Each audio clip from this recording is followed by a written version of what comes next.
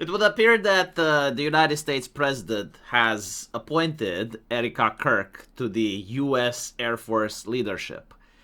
And a lot of left-leaning people are absolutely seething over this decision. And as you can see, they are posting uncharitable stuff like a bullet flying into her husband's neck doesn't make her an expert on the Air Force. What the fuck?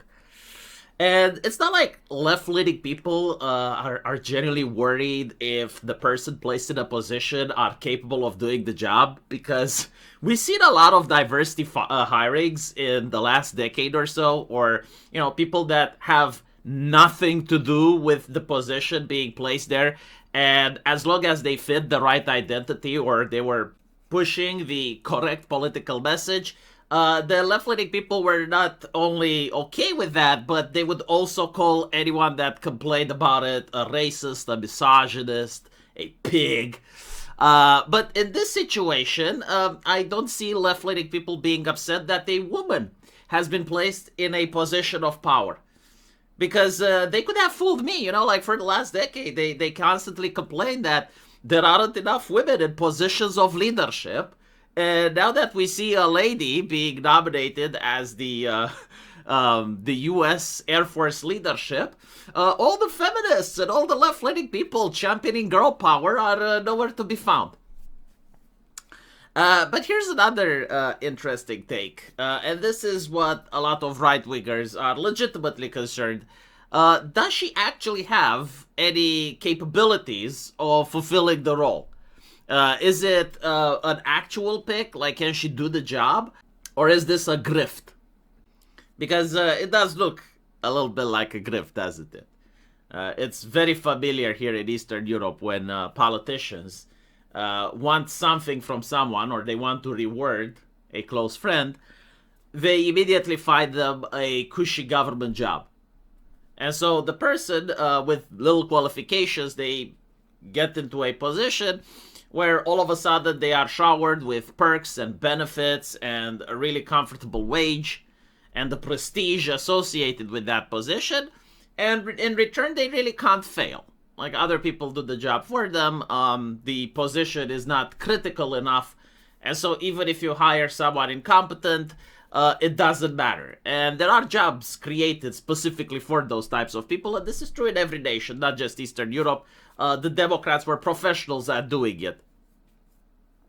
But the question is, like, is this what we're looking at? Well, first of all, let's see what the U.S. Air Force leadership does. Because many times, you know, the title makes you think about something, while in reality, it's something else completely. So when you hear about U.S. Air Force leadership, like, you're thinking about, you know, this lady going on an aircraft carrier and directing where the planes get to fly, what they get to bomb, you know. Apparently, no. No, that's not what she's supposed to be doing. The U.S. Air Force leadership has to do with morale and discipline of cadets. So, you know, like those DEI presentations, those PowerPoint presentations type of things, they usually come from institutions like this, right? Like from the U.S. Air Force leadership. So basically, like, she would have to write PowerPoint presentations for the cadets and set the agenda on how young military personnel should be indoctrinated into the U.S. Air Force. They also manage the fiscal affairs, the physical equipment and facilities. So again, you know, like looking at charts, like what was bought, looking at the equipment, making sure the supply lines are running. That's pretty much what she has to do. And of course, it's not herself. Like, she's going to have a staff of highly trained professionals that are going to help her accomplishing this. Now, let's look at her resume. Like, what exactly can she do? Because most people have heard of Erika Kirk as the wife of Charlie Kirk, but, like, can she do any of these things? Well, she is the CEO and chairwoman of Turning Point USA, which is the largest conservative youth organization in the United States of America. Granted, this was funded by Charlie Kirk, and he was running it all the way up until his assassination, and she managed to get the position in September 2025. And since the organization is still there, you know, like, some people may say that's enough. I'm a little bit skeptical. Not in the fact that she can't do it. It's like, well, it's too soon. Like, she just inherited the job. We don't know if she's going to be a good CEO or not. Like, it takes at least 2 years in order to make a review. But still, again, like, she is the CEO of a very large organization. So she probably does deal with logistics there. She probably does deal with making PowerPoint presentations and setting the agenda. And she understands ideology. Again, like, you can't be a CEO at a major company if you can't do all those things. As for her education, apparently she has a bachelor degrees in political science and international relations from the Arizona State University. She has a master in legal studies, as well as the American legal studies from the Liberty University, and is currently pursuing a doctorate in biblical studies, Christian leadership from Liberty University. The professional background: she was a former real estate agent, entrepreneur, who founded and runs faith-based ventures, including Christian clothing line, Proclaim, and Bible ministry devotional program, Bible in 365. So, look, I can't say this is a diversity hire. Like, I'm sorry. She does seem to be qualified for the work that is required there. The U.S. Air Force leadership, apparently, from looking at the job qualifications, like, they do not need a pilot. Like, they do not need an actual person that serves in the military. They need someone that understands the real estate, right? Like, that can manage supply lines and logistics, that can set an agenda that has to do with ideology and to train the new recruits into the thinking of the Air Force. And because she does work with teenagers at Turning Point USA, and she constantly interacts with young people, and she is young herself, right? Like, she doesn't look like an American politician that is from the geriatric squad. Then yeah, I do think that she is qualified. I don't see this as a diversity hire, which during feminism, a lot of women were. Like, women that had nothing to do with the gaming industry all of a sudden being promoted as CEOs. That is a diversity hire. This one, not so much, especially since her late husband had an advisory role on academy issues, which is the main reason that Donald Trump promoted her as the U.S. Air Force leadership.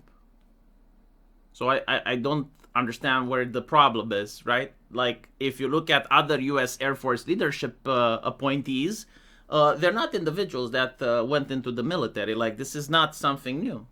No. Is it a grift?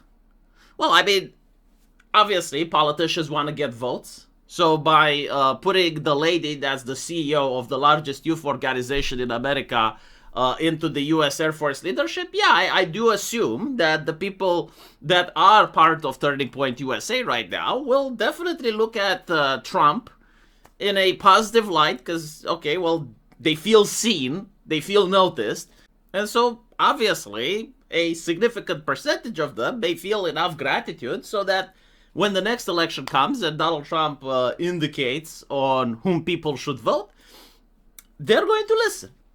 So, yeah, it's something that Donald Trump benefits by placing this lady there, not just because the U.S. Air Force needs leadership, but also because he's getting votes. And anyone that acts astonished by this is disingenuous.